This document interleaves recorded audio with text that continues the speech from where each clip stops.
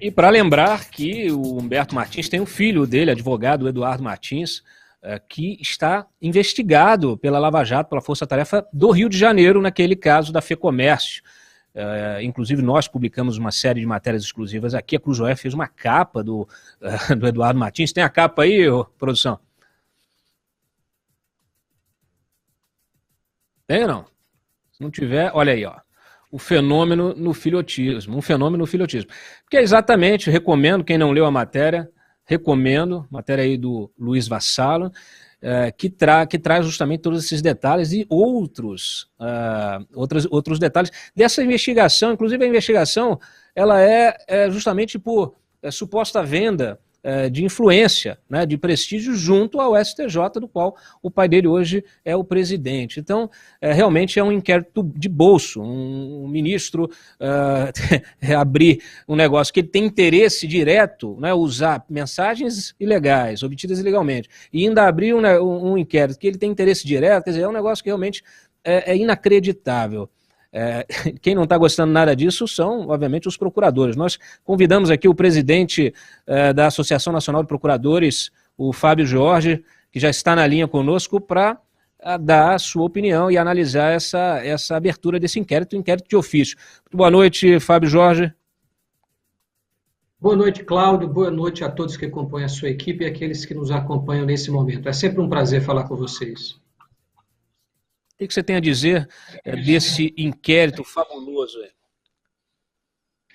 Olha, Cláudio, ficamos surpresos, estupefatos com a abertura pelo presidente do Superior Tribunal de Justiça, de ofício, de uma investigação que poderia competir a outros órgãos que realizam investigações no nosso país, é a polícia e o Ministério Público. O judiciário está ali para julgar matérias e, obviamente, quando o judiciário sai do seu papel de julgador para ingressar no papel de investigador, de acusador, contamina toda a imparcialidade do Poder Judiciário no momento de, eventualmente, analisar essa matéria. É uma conquista civilizatória o chamado sistema acusatório, que distingue exatamente os atores que têm a função no sistema judicial de acusar, de defender e de julgar.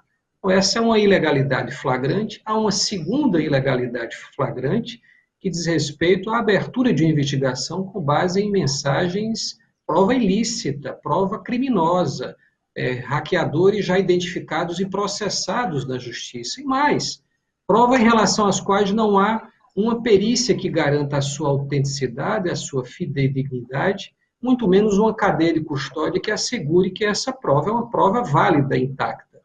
Há uma terceira ilegalidade patente. Em relação aos membros do Ministério Público Federal, a Lei Complementar 75/93, ela garante que a investigação criminal contra qualquer membro do Ministério Público da União só pode ser feita pelo Procurador-Geral da República ou por alguém por ele designado.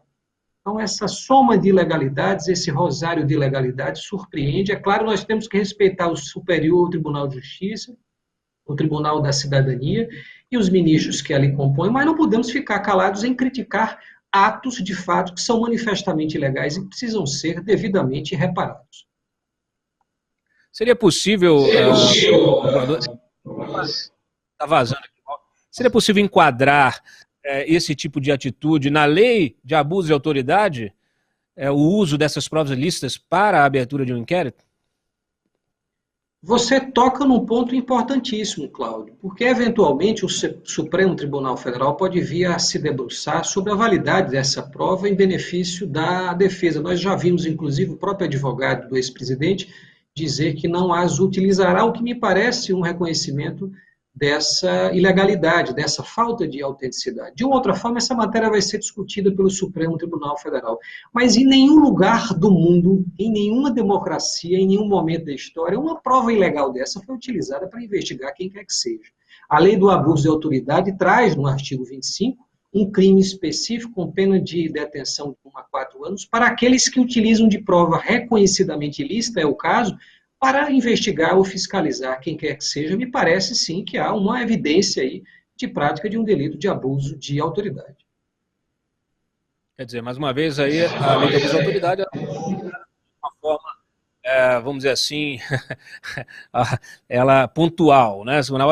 Na hora que interessa, usa-se a lei de abuso de autoridade, na hora que não interessa, você dispensa, né? Mais uma vez, provocando, alimentando a insegurança jurídica que está presente no nosso dia a dia. Esse tipo de comportamento, a abertura de um inquérito sigiloso, né, no qual o próprio ministro tem interesse, porque seu filho está sendo investigado por uma das filiais, vamos dizer assim, da Lava Jato, que é a Força Tarefa do Rio de Janeiro, essa investigação, o senhor teme que ela seja utilizada para diligências contra os procuradores, diligências que obviamente seriam também ilegais, diligências sigilosas, óbvio que isso teria um impacto, pode ter um impacto negativo no Ministério Público como um todo, não? Sim, sem dúvida, e essa prova é nula. Essa prova tem que ser reconhecida como nula de início por essa série de ilegalidades que acabamos de mencionar aqui. É claro, nós vivemos um momento singular em nosso país em que é preciso fortalecer as instituições. As instituições não se fortalecem quando elas tentam se sobrepor a outras instituições que têm competência para atuar. Eu me lembro muito, em momentos como esse, de um dos maiores homens públicos da nossa história, Rui Barbosa, que dizia sempre que era hora de trilhar o caminho da legalidade. Com a lei, pela lei, dentro da lei, porque fora da lei não há salvação para ninguém. Então, temos que reconhecer a ilegalidade dessa iniciativa, é preciso que se dê um basta a esse tipo de conduta, que se respeitem as instituições que podem realizar atos de investigação em nosso país, a polícia e o Ministério Público, também que se respeite o Poder Judiciário na sua competência peculiar de julgar essas matérias, mas, repito, a democracia e o Estado democrático de direito pressupõem o respeito por todos os atores, autoridades e instituições à legalidade. Esse é um parâmetro do qual não podemos nos afastar.